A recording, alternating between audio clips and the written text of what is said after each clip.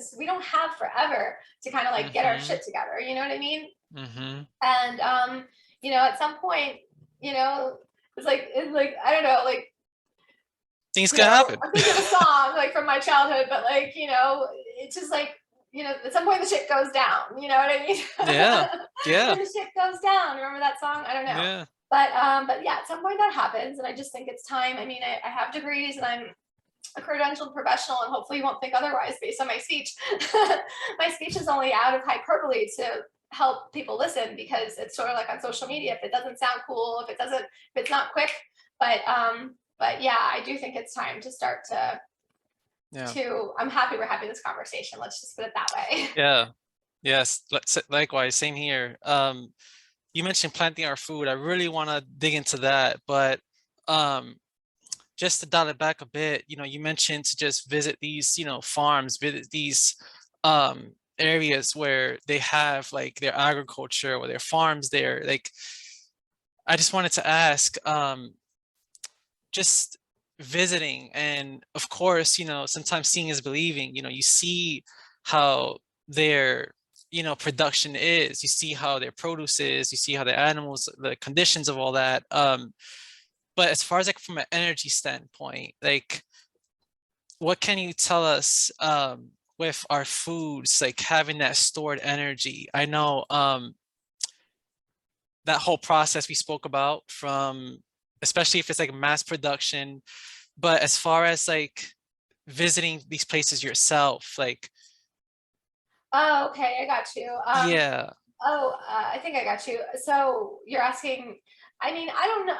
I don't have all the answers as far as that, as far as like knowing, what are you asking, like what to do as far as when you're visiting a farm, to Well, and what if to I'm know about a place? just speaking of like with energy, like just seeing these things, like my whole takeaway is that when you're seeing like how appropriate things are, like I feel like us as like the individual get a sense of relief, like, oh my gosh, like Yeah, wow, like these poor animals, like they're living a happy life, they're doing well. And I think that energy transfer um is yeah, real, you it's know. real. Yes, I couldn't agree more. I couldn't agree more with you. Yeah, the contrast. I think just think about it. I mean, you can look at you can look at videos. You can go on Netflix and look at some of the food documentaries out there. You can. Yeah. I know I've driven by chicken farms in Tennessee, and I love Tennessee, but the chicken farms, they smell like so rotten that nobody can even Oh, live within like a mile around the chicken farm. And when you're passing the chicken farm, and it smells that bad. So you can, mm, and you can see other chickens, and if your neighbor, if you're not zoned for allowing chickens, I mean, go a few towns over, or out of the city, a little bit out of the city. It's been an interesting, it's an interesting thing what's happening right now, as far as we all wanted to live in the city, and most people still do want to live closer to the city, and the city still does have a lot to offer, obviously, city life. yeah. But there's also something to the other side, which is being, out of the city, out of the congestion. There is less pollution. You talk about energy. Energy can come in every form, comes in every Yeah. practical form.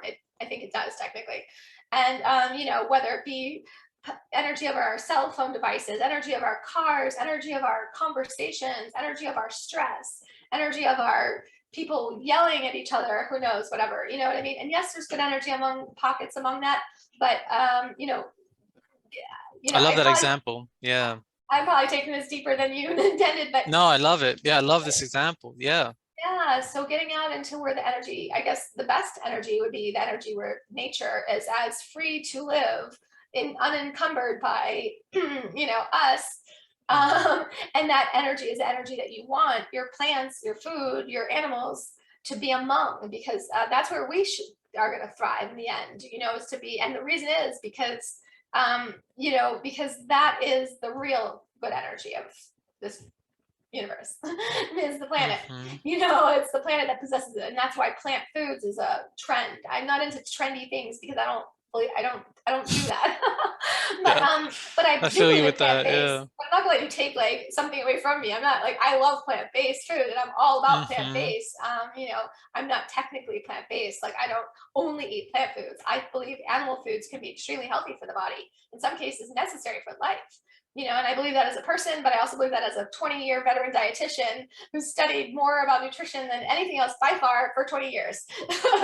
You know, That's a great point. Yeah, because we don't want to like scare viewers to like say like, hey, like if if most like mass meat productions aren't good, like if these animals are uncomfortable and releasing these chemicals from distress, like yeah, it's you not to got go it. vegan. It's just to like be Maybe, aware and strategize, you know. yeah, yeah, without a doubt. Yeah, I mean, it's consumption, in my opinion. It's about reducing consumption in general, meaning, you know, we don't want to overconsume food either. You know, we don't want to overconsume energy. We Mm, don't want to overconsume anything, you know, because then it doesn't leave enough for somebody else.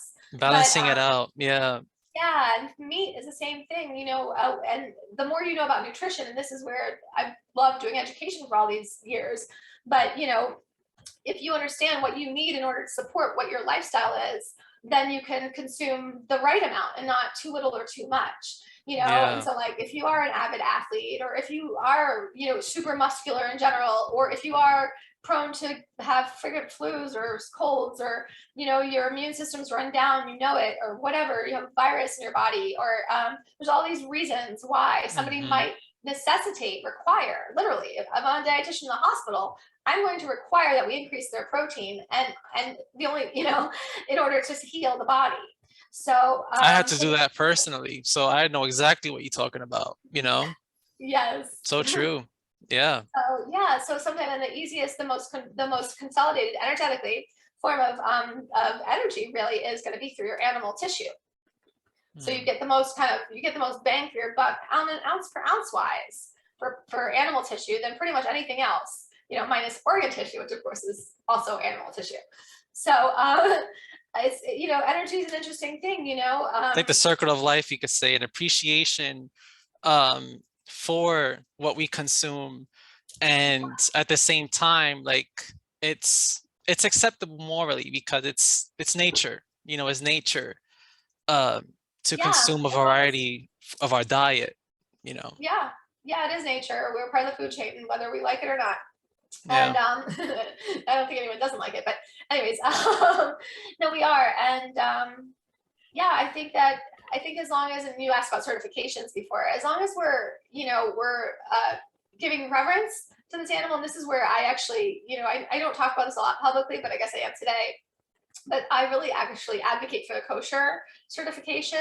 It doesn't, I'm not Mm. saying things have to be kosher in order for them to be good, because you know you don't have to have a rabbi bless your animal, but in general, if we can put that energy, that blessing into that animal for its whole life, Mm. and certainly its death, minimally speaking, then to me, that's the kind of animal energy, along with hopefully the animal having had a good life, not being sick, not being overtreated medically or undertreated, you know, and that's the kind of energy I want to consume. You know, if I'm going to consume plant or animal energy, which I think I do, I almost don't feel well if I don't have some animal energy pretty much every day, but it's not excessive, and it's always organic as much as possible. And usually it's Yeah. seafood and eggs. Truthfully, it's pretty much Mm. always eggs and seafood, and then some poultry, and then, you know, and then some of the harder to digest. I mean, you can just kind of, nutrition to me, Alberto, it's kind of like common sense. It's Yeah. all pretty much common sense. Like, you know, Is the problem. instinctive. Yeah. Yeah, the problem is we've gotten so far away from our food. Our food is so far away. We've stuck it out over there that we don't really know what we're eating. And we don't even have the common sense to think about it. Like, if you had cows right there and they were eating, you're like, oh, what should I have for breakfast? Oh, I think I'll have some cow. Let me go slaughter some cow. Like, would you do that? Or would you like, let me see if there's eggs. Okay, there's eggs. Okay, let's have an egg or two. Hmm. You know, you're really hungry. Okay, you can have three, but isn't that a lot? You know, when you kind of think like that, like it's all kind of common. It will come back if we can start putting our Yeah. food closer to us. And then we said why local is best. We want our food closer to us. Then we're influencing. It's a symbiosis of life. We know, okay, wow. You know, I recently read that I think an almond takes, I don't remember the amount, but it was a shit ton of water. for one almond, you know, and I'm thinking, Wow, look at you know, that. would I really, if I had to put my water into something, is that what I'd want to eat? Is an you know, almond, that thing of almonds? So my point is that the closer that we are to our food as energy, our food, Hmm. our energy, then the more it all makes sense.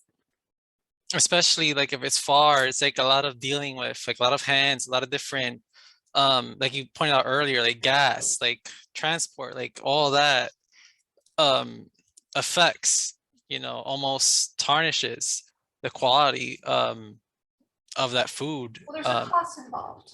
I don't know if that, Yeah. but And I love that point you mentioned too with like the kosher side of blessing the animal. That's kind of what I was referencing earlier with like being local, visiting, the farms and the animals. That's a great point. Love that.